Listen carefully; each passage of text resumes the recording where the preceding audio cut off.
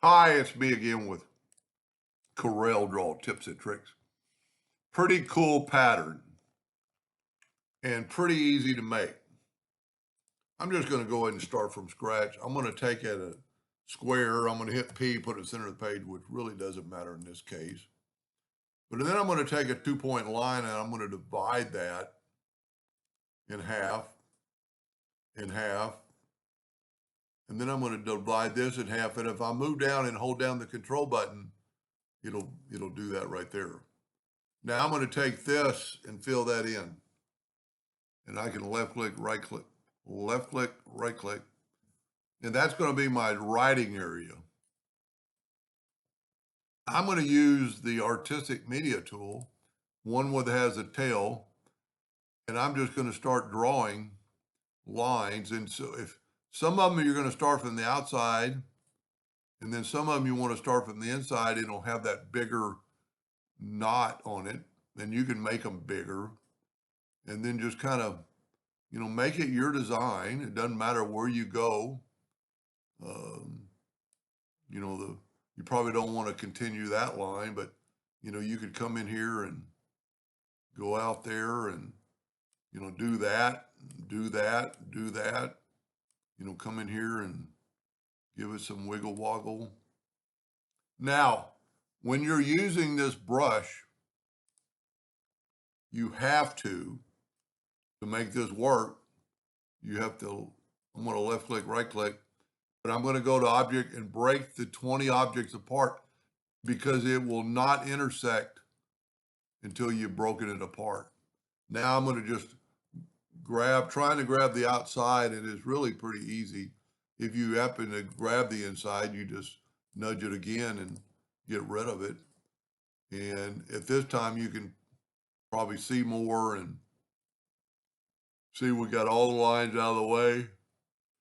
And then, you could add to it here. You could take the plus key and put this one here. Now, move your part of a triangle away and group that together, Control G. The only thing I can see, I nudged it a little, I moved it a little bit. So I want to make sure that didn't move, so I'm going to put it there. And I'm going to go now to the intersect tool. That wouldn't have worked if we hadn't have done that. Now, I'm going to move it over. It doesn't really have to be there anymore. Matter of fact, let's just don't use that. Well, you know what? We're going to need it. We're going to need that square in just a second, but we don't need this line. So let's remember, I'm not moving, I'm nudging. So then I can Control D and move this over. And so it's like mirroring it.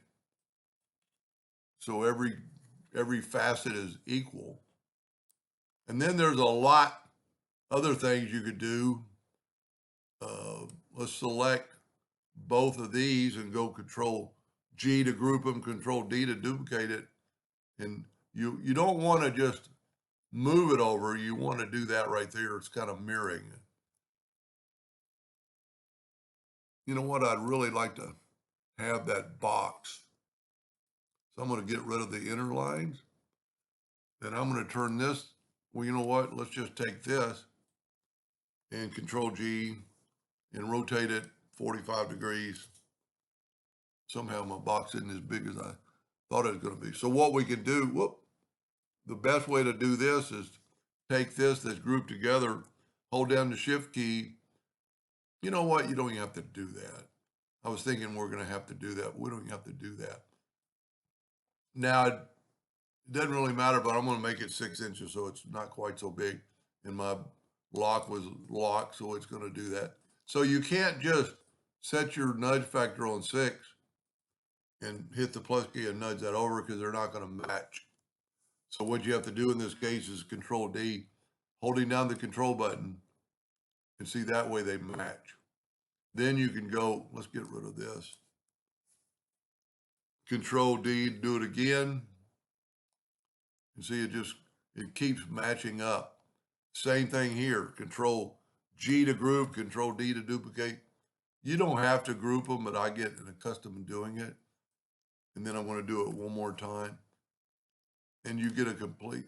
I guarantee if you did this 10 times, you would get 10 patterns. Now we still have some lines where they're joining, but if everything worked well, we could select it all and weld it. There's a lot going on, so it takes a little while. I actually see a old style headset to a phone right there. Let's see, the lines are gone. And you could do anything with this. I'm going to go ahead and fill it with yellow and take away the outline. And then I'm going to grab the black box. And I mean, I did these identically the same way. And look how different they look. Well, I didn't do them identical because they didn't come out identical. Anyway, pretty easy project. 4-leaf clover, set of eyes, 2 telephones, just a bunch of squiggly lines. Anyway, give that a try, have some fun, and thank you for watching.